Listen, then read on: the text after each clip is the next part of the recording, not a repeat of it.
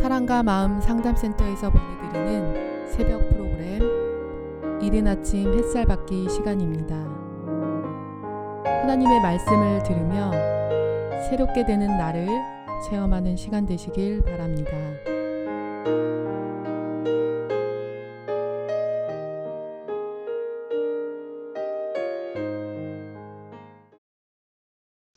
지난 금요일까지는 사무엘하 8장을 살펴봤습니다. 다윗이 온 이스라엘을 다스려 다윗이 모든 백성에게 정의와 공의를 행하였다라고 기록되어 있고요. 다윗이 어디로 가든지 여호와께서 이기게 하시니라 라는 말씀이 두 군데나 있었습니다.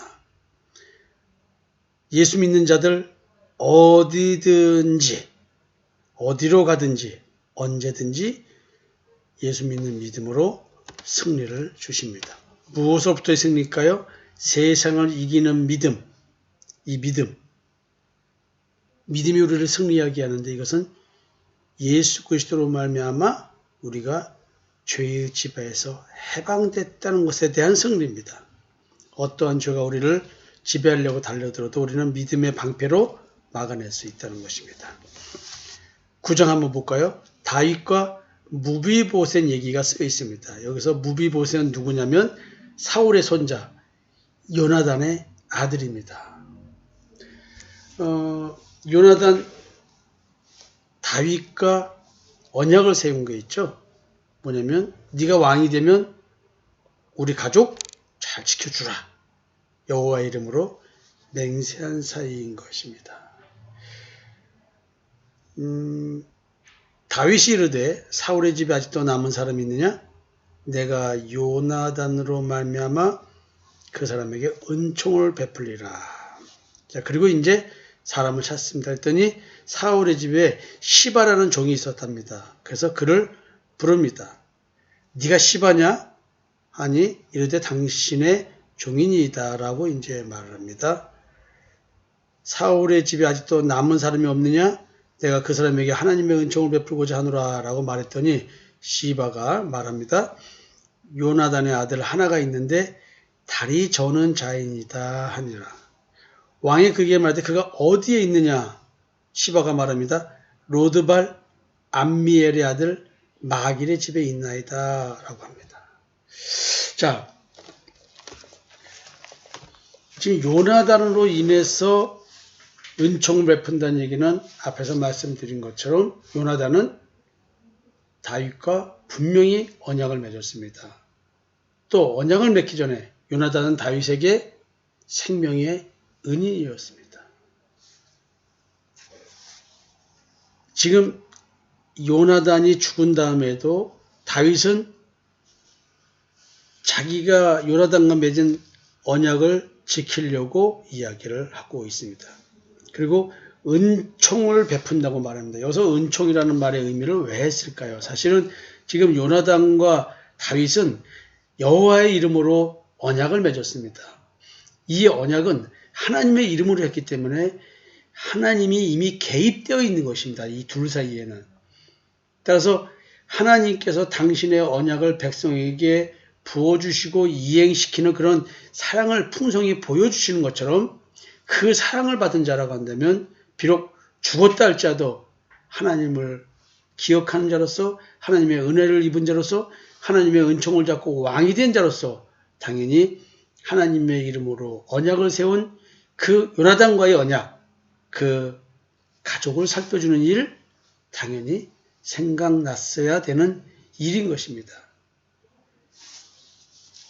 사울의 종 시바, 그 시바는 사실은 압살롬의 난을 피해서 다윗이 유랑길을 나섰을 때 주인 무비보셋을 모함하고서는 그 재산을 차지했던 그런 아주 간특한 자였습니다.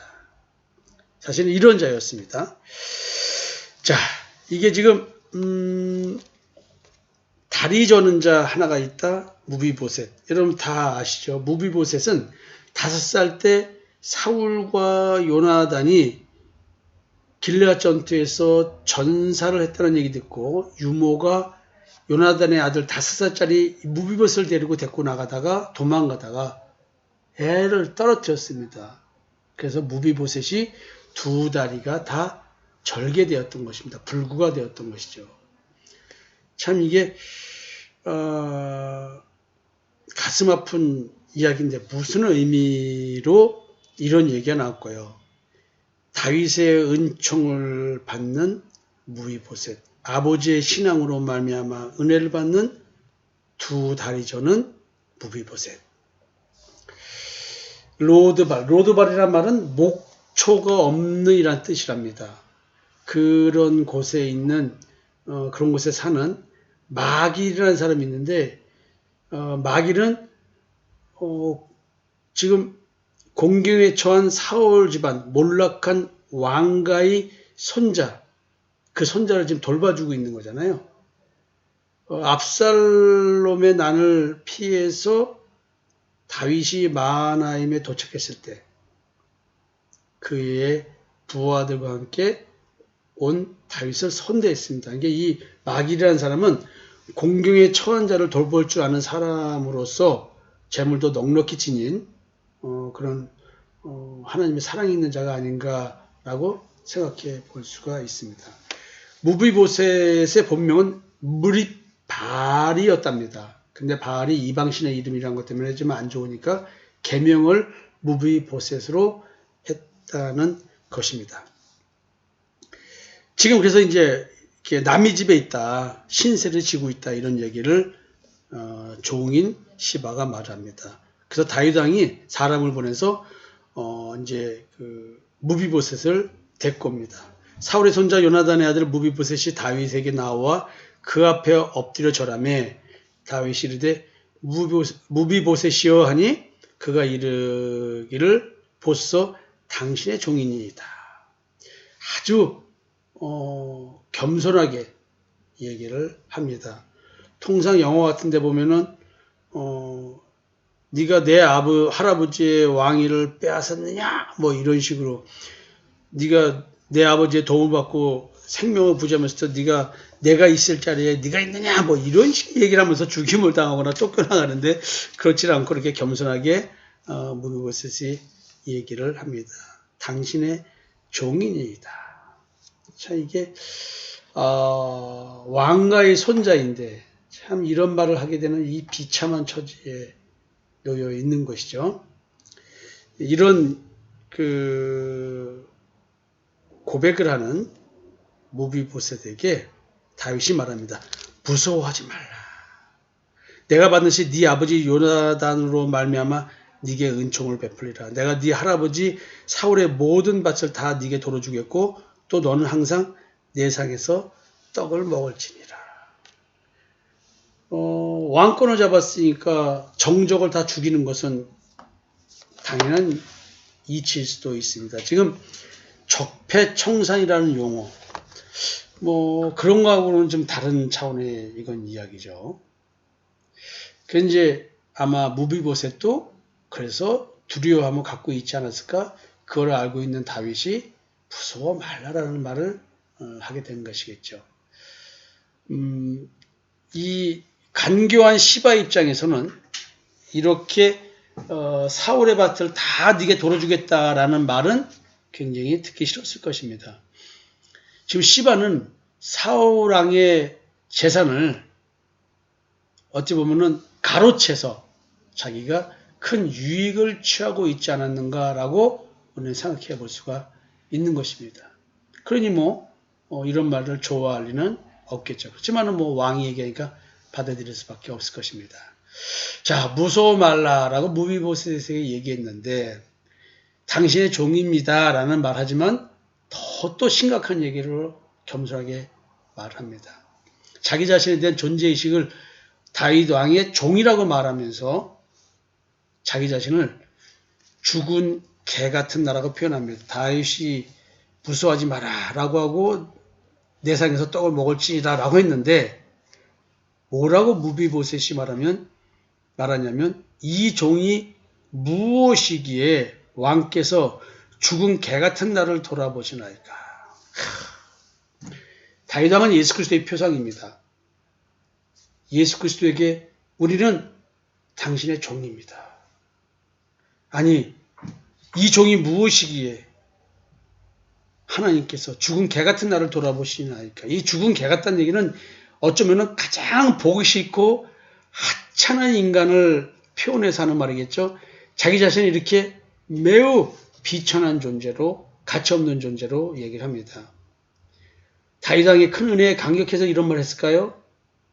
아니면 자기 자신이 이런 은혜를 받을 만한 가치가 없는 사람이라는 것을 알아서 한 말일까요? 왜 무비보셋은 이런 식의 말로 자기를 이렇게 겸손하다 못한 이렇게 참 죽은 개 같은 나라고 표현을 할까요? 도리어 예수 그리스도 앞에서 우리가 해야 될 신앙 고백이 혹시 아닐까요? 우리가 죽은 개보다 나은 존재일까요? 천하 만물 중에 가장 거짓되고 부패한 마음을 가진 우리인데 죽은 개만도 못한 존재가 아닐까요? 도리어 무비보셋의 다윗 왕 앞에서 이 자기 존재에 대한 신앙 고백이 우리의 고백이 되어야 되지 않을까요? 왕이 사울의 시종 시바를 불러 그에게 이르되 사울과 그의 온 집에 속한 것은 내가 다 네 주인의 아들에게 주었노니 너와 네 아들들과 네 종들은 그를 위하여 땅을 갈고 거두어 네 주인의 아들에게 양식을 대주어 먹게 하라. 야, 지금 요나단으로 말미암아 그 두발조는 5살짜리 아들이었던, 그래서 성장한, 남의 집살이에서 숨어서 살고 있는, 또 자기 재산 다 뺏기고 있는 그런 상태에서 지금 다윗 왕이 이런 큰 은혜를 베풀어 주고 있는 것입니다. 재산을 뺏어간 시바에게 도리어 종으로 다시 돌아가서 네 주인을 위해서 농사짓고 거두어서 잘 공양하라 이렇게 얘기를 합니다. 그러나 네 주인의 아들 무비보셋은 항상 내 상에서 떡을 먹으리라 하니라. 시바는 아들이 15명이요 종이 20명이라. 그러니까 노동력이 충분히 있다는 얘기고요. 어쩌면 사울왕 사후에 다윗이 이제 나라를 공고히 하길 긴 시간이 흘렀겠죠. 그 기간 동안에 아마 시바는 굉장히 부유해진 것 같습니다. 도리어 이 부유함은 자기 것이 아니고 사울왕 것이기 때문에 요나단 것이고, 요나단 것이기 때문에 요나단의 자식인 마지막 남은 무비보셋 것이 아니냐. 그래서 지금 다윗은 돌려주는 것입니다. 무비보셋에게 어린 아들 하나가 있으니 이름은 미가더라. 시바의 집에서 사는 자마다 무비보셋이 종이 되니라. 개 같은 나, 죽은 개 같은 나라고 표현한 두발조는 무비보셋, 참으로 가치 없고 힘 없고 능력 없고 아무것도 없는 무비보셋, 하나님의 이름으로 세워진 언약으로 말미암아 이렇게 귀히 여김을 받게 됩니다. 무비보셋이 항상 왕의 상에서 먹음으로 예루살렘에 사니라. 그는 두 발을 다 절더라. 어쩌면 우리는 죽은 개와 같은 무비보셋 같은 신앙을 갖고 있을지 모릅니다. 두 발을 다 절더라. 불순종하는 사울의 왕의 그 자식, 손자, 두 발을 저는 그 신앙일 수밖에 없었던, 온전하지 못한, 그럼에도 불구하고 하나님의 은총으로 이와 같은 대우를 받습니다. 다윗 왕 앞에서 죽은 개 같은 나, 당신의 종, 이런 표현을 하면서 겸손하게 무릎 꿇은 무비보셋, 불순종하는 그 왕의 신앙, 그 신앙은 두발 저는 신앙이라는 걸 깨달은 무비보셋, 깨달은 그에게 왕의 상에서 밥을 먹게 합니다. 하늘 양식을 먹게 해준다는 얘기죠. 오늘 우리는 무비보셋처럼 비록 두 발을 다 저는 절름발의 신앙이라 할지라도 하나님과 맺어진 그 언약이 있다고 한다면, 우리에게 하나님의 선택이 있다고 한다면, 우리는 하나님께서 우리를 이렇게 귀히 믿음의 떡을 먹게 함으로써 왕의 상에서 밥을 먹듯이 하나님의 말씀을 깨닫는 일용할 양식으로 먹는, 그 깨달음을 일용할 양식으로 먹는, 오늘 하늘 양식을 먹는 이런 귀한 존재가 되게 해 주실 것입니다. 오늘 성도 여러분, 무비보셋의 겸손한 신앙 고백이 하나님 앞에서 남았으면 좋겠습니다. 죽은 개 같은 나, 세상 만물 중에서 가장 거짓되고 부패한 마음을 가진 나, 하나님 앞에 겸손했으면 좋겠습니다. 감사합니다. 지금까지 사랑과 마음 상담센터에서 보내드리는 새벽 프로그램 이른 아침 햇살 받기였습니다. 오늘도 하나님의 주권적 역사로 마음을 치료받는 삶을 누리시기 바랍니다.